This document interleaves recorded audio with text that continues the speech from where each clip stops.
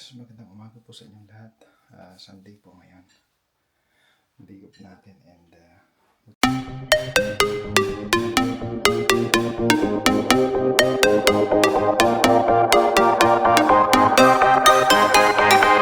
sisimba po tayo. So ito ang aking routine every Sunday. Sisimba po ako. Okay, and ito po ang aking kwarto.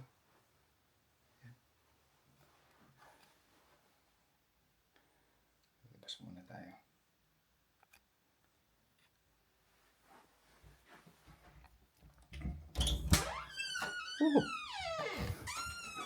Pero mag-isimba lang ako. Isimba lang ako ha. Shoes lang tayo. Sapatos lang tayo.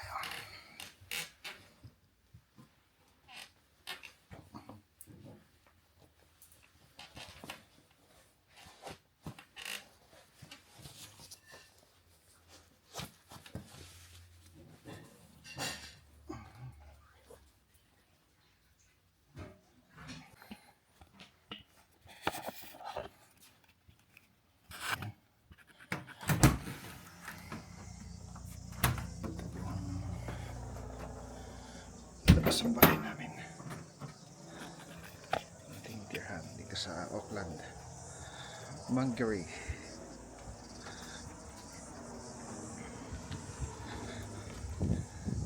Ito po ang aking sasakyan. Kulay black na Toyota Aqua.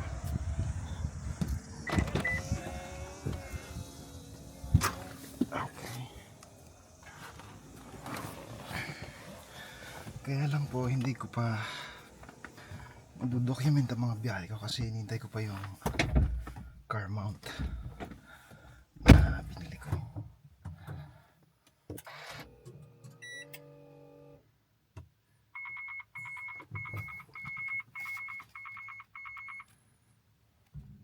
Ayan. Aking ginagamit Google, Apple Maps para sa mga biyaheng hindi ko alam ang address or ruta. Address lang ang meron ako and yan, malaking tulong ng Apple Maps sa akin. So for now, yan po muna. And mamaya pagdating po doon sa church, sa St. Luke's Catholic Church sa Flatbush, update ko po ulit kayo. Yan, dito na po tayo sa St. Luke Catholic Church. Kararating ko lang. Medyo hindi tayo nakapag-park doon sa harap ng church. Puno na ng sasakyan. Yan. Konting ano lang, glimpse lang dito sa palibot nitong simbahan. Meron pong school. Yan po ay school dyan. Yan, patayin ko muna ang aking sasakyan. Switch off.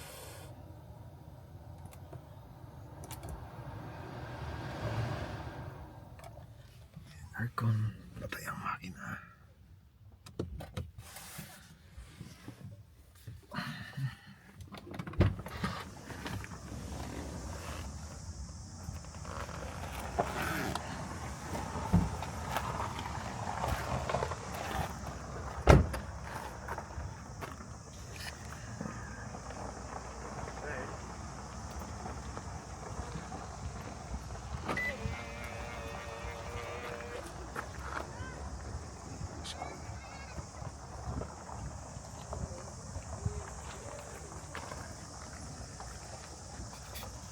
Church. Dito tayo every Sunday nagsisimba.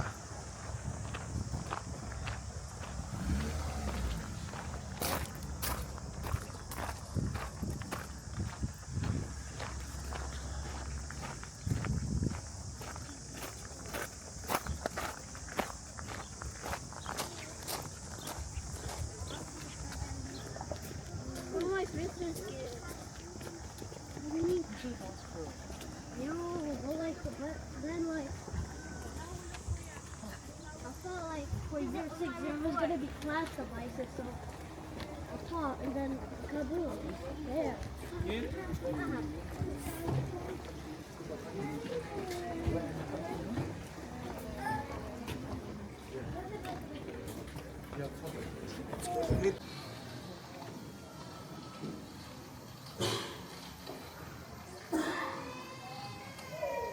You know, we're very blessed here in St. Luke's. What do I mean? Well, for instance, yesterday, myself and Father John Paul, we baptized 9 new babies into our parish. But we're not finished there. You wait till we get to the Easter Vigil on Saturday night, the vigil Saturday night of Easter. There are 35. So I'm recommending that you have to bring your PJs, your pajamas. It's going to be a long session. Love your enemies. Love your enemies. Okpa, it's something that's very difficult. I have a story of an old man, how he dealt with this problem of having to love your enemies.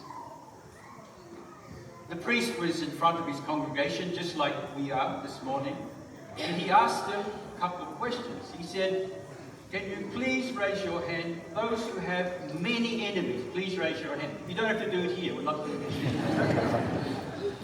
And so, a big group, they all put up their hands, claiming, yes, they had many enemies. I think they came from Howard. And then he said, okay, what if you have only a few? Can you raise your hand if you have a few, just a few enemies? And some people put up their hand, quite a few put up their hand. And I think that group came from Botany. And he said, well, we know that everyone has this problem of having enemies in their life. Is there anyone here who has no enemies?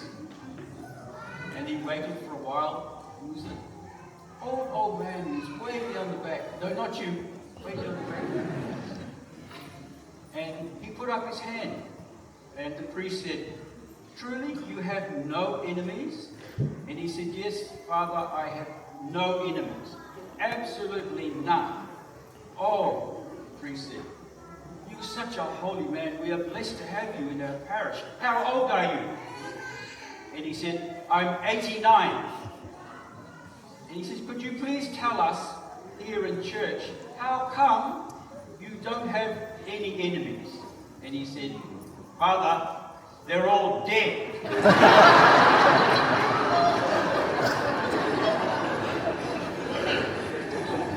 So if you wait long enough, it means you won't have any enemies.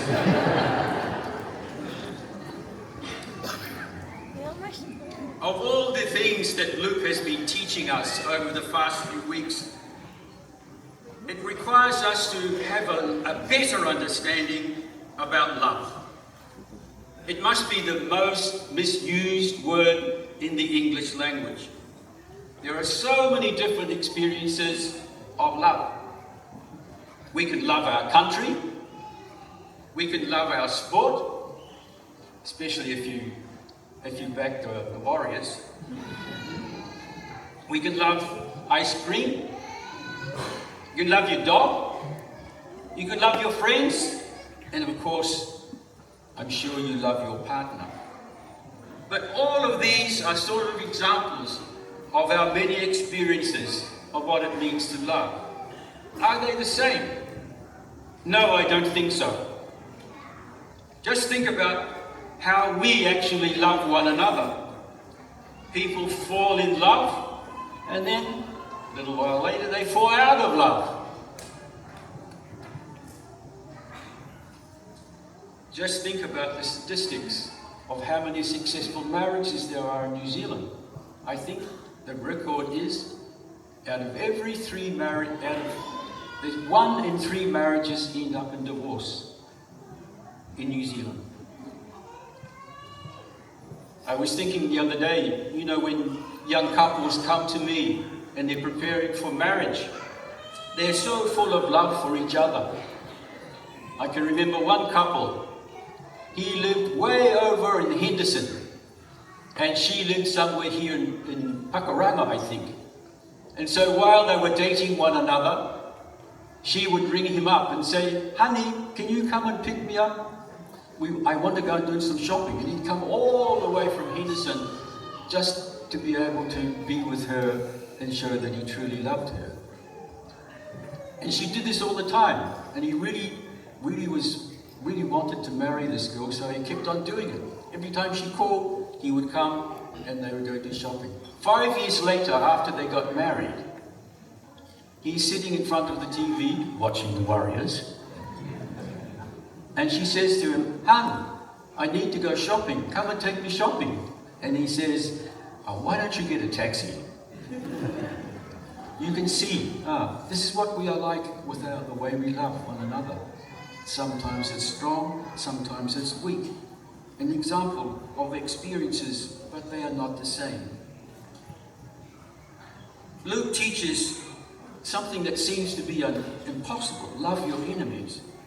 Because he's talking about another love. He's talking about Christian love, which is a little bit different than the way that we love. And I think it's very important when we hear, turn the other cheek, give away what you've got, don't claim it back, love your enemies. It's very important to understand what Jesus is teaching us. It's a different way of loving.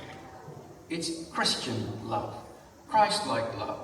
He said, "I'm the life, I'm the truth, and I'm the way." So when you get baptized and you commit yourself to follow Jesus Christ, you are following his way, which means to love your enemies. Paul, in his second reading this morning, he was talking about two Adams. There was the first Adam, the husband of Eve, and he made a mess of loving God. We all can remember that story. The other Adam, of course, is Jesus. He talks about the second Adam is from God. He says, "Do you want to follow Adam of the world or follow the new Adam of heaven, who is Jesus?" If you follow the Adam of heaven, well, it's very clear. Love those who hate you. Love those who attack you. Give to anyone who asks you for something. Love strangers. My sisters and brothers, we all know how difficult it is for us to love faithfully and to love with consistency. Our efforts to love change like the weather. Happiness is really, rarely permanent. The reality of our human weakness, as Paul says, we carry the image of Adam, but we know that we are created in God's image with Jesus as our Saviour. We're made in another image also. And we know that God sent Jesus, the incarnation, to be with us, that we could have the power, that we could have the patience to love as he loved. Christian love. And our part of the deal is that we are to love God and to love our neighbour. He knows us so well. So as we think about today, the way that you love others, compared with what the gospel is asking us today, and I want you to think about, there is another way. It is to love as Christ loved. That's why we are called Christians. We practice Christ-like love. I finish with the words of the beautiful psalm we had today. As a father has compassion on his children, so the Lord has compassion on those who love him. In the name of the Father, and of the Son, and of the Holy Spirit. Amen.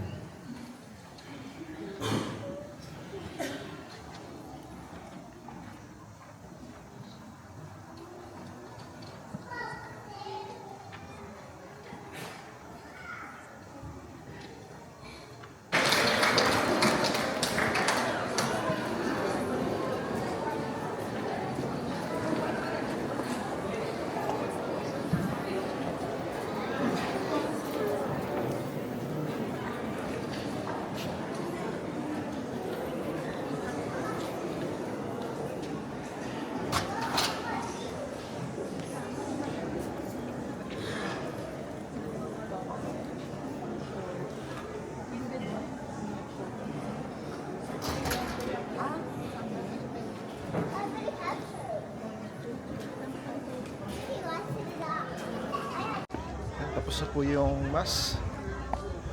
At pupunta tayo sa Botany Town Center para tumingin ng mas mataas na memory. Gawa pa ng last time ay nabusan tayo ng memory. Tayo sa sasakyan.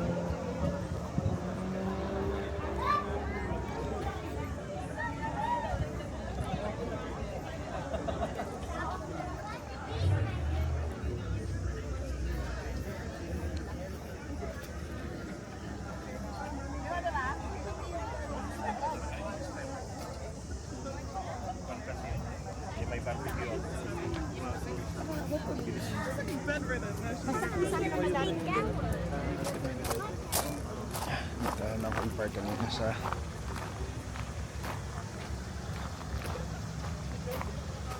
kabilang side.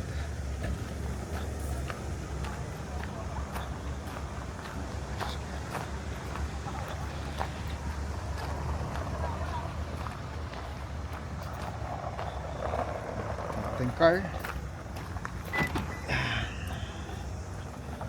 Ay nako, mainit.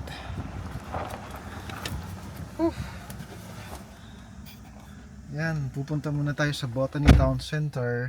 Titingin tayo ng mataas na memory card, siguro mga 258, para hindi mangyari uli yung last time na naubusan tayo ng memory. So siguro kukuha tayo ng ilang mga clips doon sa Botany Town Center kung saan ko binili itong aking camera na DJI Osmo Pocket 3.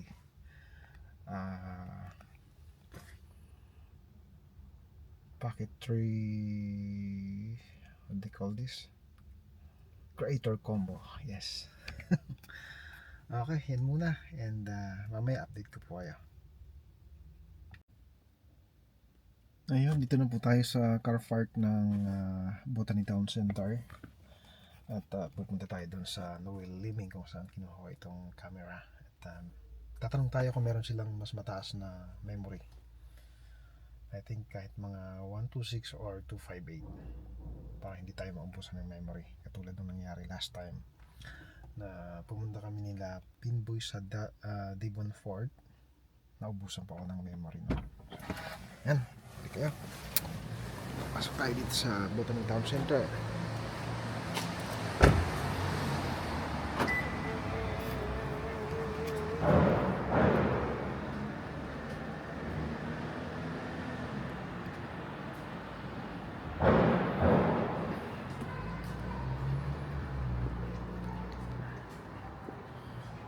Haba ng parking nila.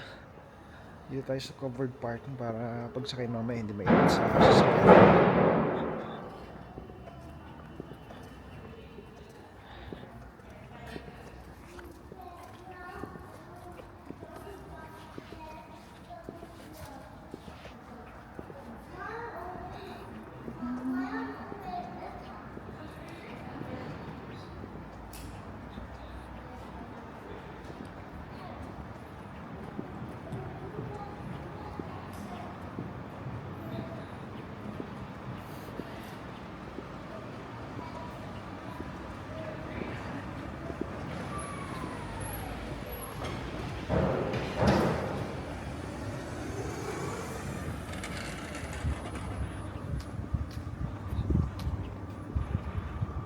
Papasok na tayo dito sa Botany Town Center and pupunta tayo doon sa shop or sa store ng Noel Liming.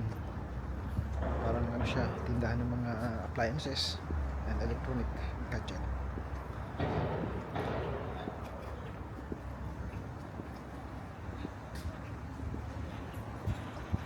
Ayan, tayo dito.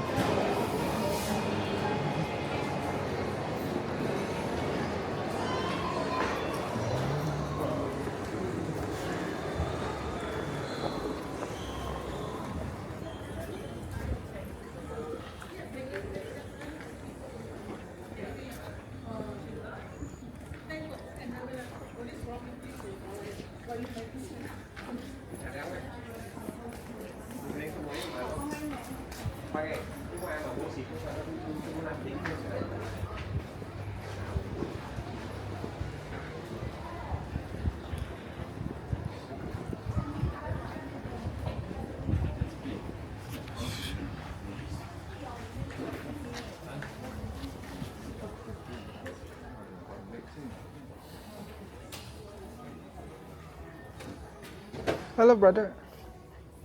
Hello. Boss, I'm looking for a 258 memory for this.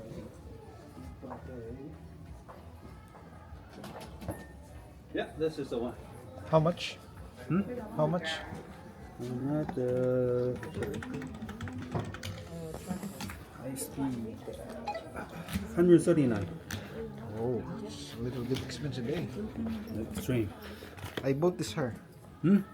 I bought this her. You bought this one here? Yeah. DJI. Oh, that's a good one. Then the 64 MB not enough. Ah, you're doing the streaming, eh? 139. All right. That's why I came back and. What content do you do? No, we just. Cooking or sports or? Nah. Just go around, like Ah. visiting some tourist spot Oh. and documenting my daily life. Oh. On the YouTube? Yeah. YouTube. Oh, that's good. This is my receipt. Phone number, please. 020 020 495 495 9273 9273. 73.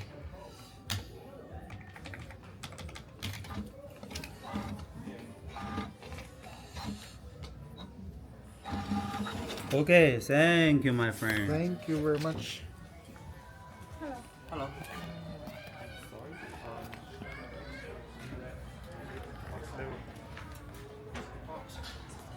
Yeah, bili na tayo. 258 memory card. Bye. Ayan, pauwi na po tayo. At tayo ng memory. So, pag uwi ko sa bahay ay edit natin na para may upload kagad. Okay. Tingnan tayo sa aking sasakyan.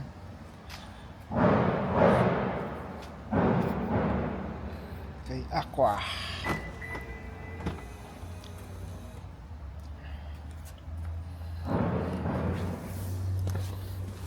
Okay.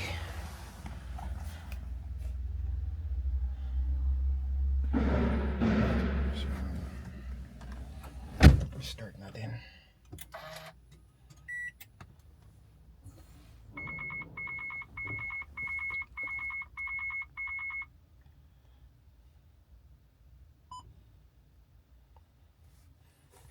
Yan, ang aking kasama sa pagbiyahe.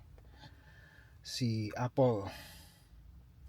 Set natin sa ating address, home address. Okay, go. Starting route to 12 Rock Daisy Tingnan. Crescent. Yung aking travel buddy. Proceed to the route. So, mamaya, oras po ngayon ay 12:35 po ng tanghali dito sa New Zealand. And, try ko ding i-on itong aking dashcam. Yan. Kaya lang po itong aking dashcam ay hindi ko magamit kasi Japanese po ang character niya. Kaya hindi ko maintindihan. So, anyway, hinintay ko na lang naman yung car mount ko para at least may mount ko itong aking camera dito sa aking sasakyan para ma-document ko ang everyday na biyahe natin, pagpasok sa trabaho, and yung mga ginagawa pa natin after work. So for now, yan muna, and update ko po kayo pag nakauwi na ako. Bye for now.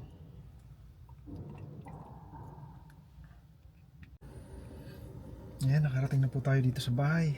At titingnan ko lang kung tama ng aking pagkakapark. Sorry. Dahil pala nakapark na yan. Alright. Silipin lang natin kung okay ng aking pagkakapark.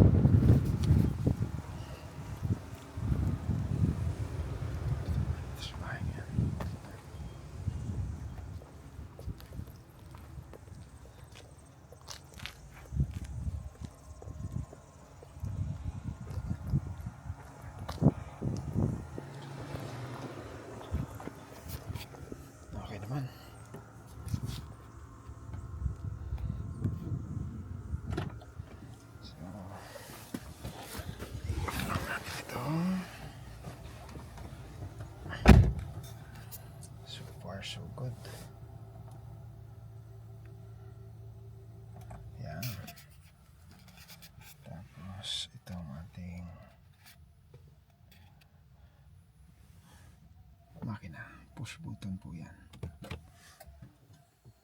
Okay. Oh, good.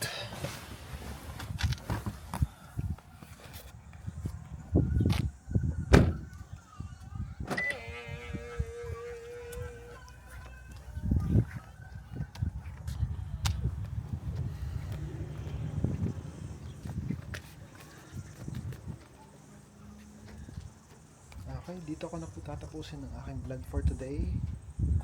And nandito na po ako sa bahay, sound and safe. So po tayo nakarating.